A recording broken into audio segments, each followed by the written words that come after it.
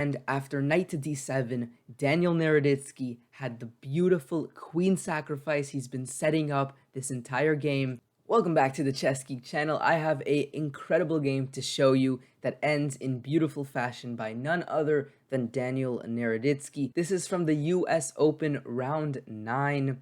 He's playing an opponent who is considerably lower rated, roughly 2,000, and he does not shy away from playing his hardest, as he should. He goes crazy, and it's just a beautiful display. So I really want to cover this lane. So Daniel Naroditsky with the white pieces. As I'm starting these opening moves, I have one small ask. Please subscribe. It is completely free and takes a second. 80% of the people that are watching this video are not subscribed, and it really helps out the channel. So with that being said, let's go back to the game. In this position, we have some Sicilian structure, and white here, as Daniel Naroditsky, plays the move bishop to b5 check. Rather than going for the slightly more traditional d4 move, opening up the center from the beginning, he throws in this check, which is also super theoretical. But what is less theoretical is after bishop d7, Daniel Naroditsky plays c4 here. And perhaps this is slightly due to the huge disparity in rating between him and his opponent, that he goes for this offbeat sideline where maybe there's some more dynamic chances, but this is definitely a sideline. In this position, bishop takes d7, the traditional way of playing, has roughly 10,000 games, and the move c4, albeit the second most popular choice, only has 500 games in the database, and so significantly less popular. So what's the idea? Because it seems like after bishop takes, pawn takes, the structure is kind of ruined for white. Well, here's the idea. This pawn is slightly weak, sure, but it can't really easily be attacked, especially because knight c3, the natural developing move, will clearly defend it. And if need be, a4 could potentially also be played. But why is it important that the pawn has been dragged away from c4? Well, typically, the idea of this opening is to control this center square d5 very heavily. You still have that control, especially with the knight again coming to c3, but by the pawn being gone from c4, you now have this beautiful maneuver in mind, going d3 and then putting the knight on c4, where it sits incredibly strong, especially when you look at the plan and continuation that Daniel had in mind. And so I'm going to show you exactly why the knight is super strong here. Let's continue going through the moves. e5 was played here, which is a natural way to respond to sort of c4, e4 setups. It's to do something relatively symmetrical, where now black's claim is, you have control over d5, I surrender that square, but I have control over d4. And by doing this, black is trying to also get some advantage going in the opening, trying to get some play. So bishop e7, we have knight to c3, we have knight to d7, castles, everything is normal, and h6. Now h6 can not be classified as a mistake, that would be way too harsh, but it isn't really focusing on development, and that is going to be one of the key themes that you see in this position. White already developed their king, castled. Black is quite far from doing so, especially with the aggressive intentions that Daniel has in mind. He's going to make it very difficult to castle, and that will become an incredibly critical point. So h6 already slightly hinting towards that happening later in the game. So knight to d2, as I mentioned, trying to maneuver to c4.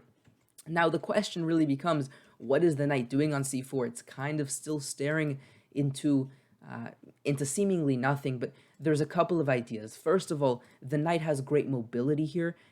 As you'll see later on, it helps support the b6 pawn push, it helps control the center, and it could even be transferred, if need be, to control the light squares a bit more heavily. The second point is the center looks very solid, but with the next couple of moves for Daniel, in fact, the next move, you're going to see the center start to crumble. So knight to f8 was played, and now f4, and this is what I mean. Now there's already some pressure, and the knight on c4 is really helpful in controlling this e5 square.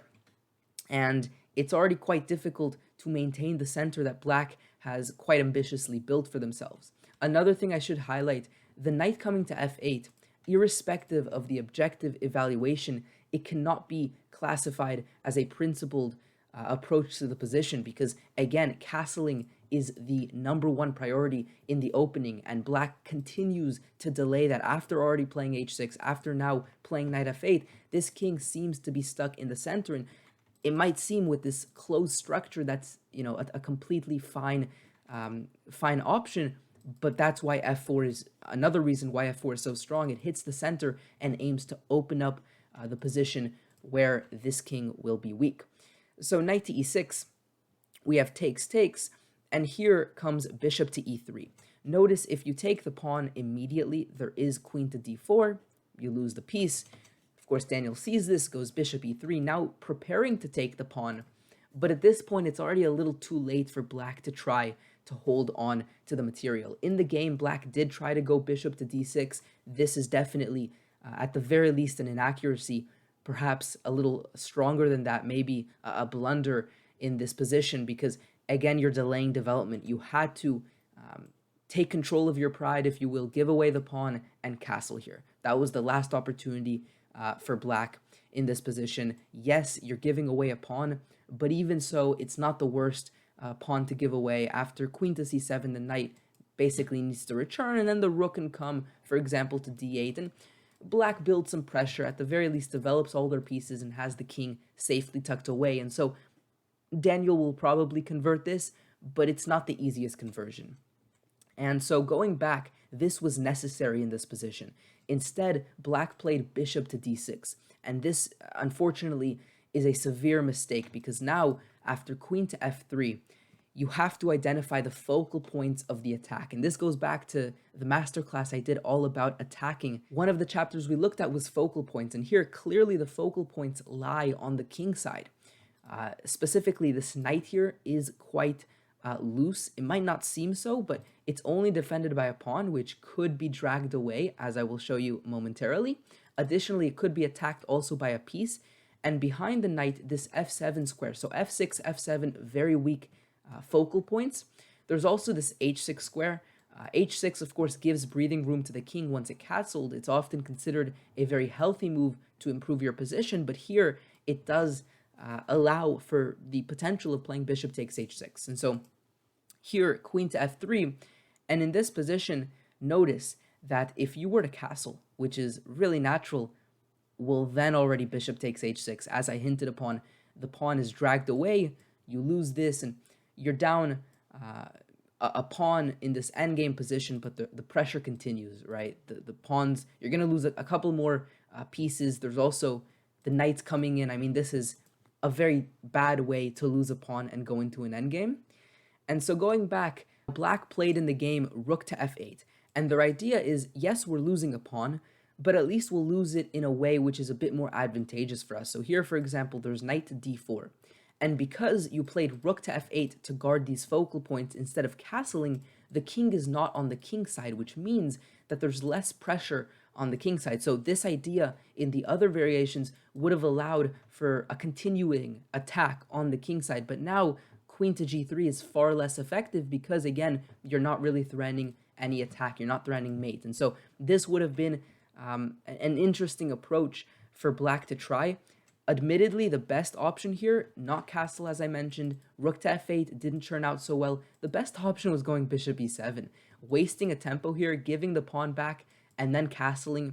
And at least this focal point on f6 is defended now. You're still down a pawn. It's going to be a very uphill battle, but it is possible to draw this position.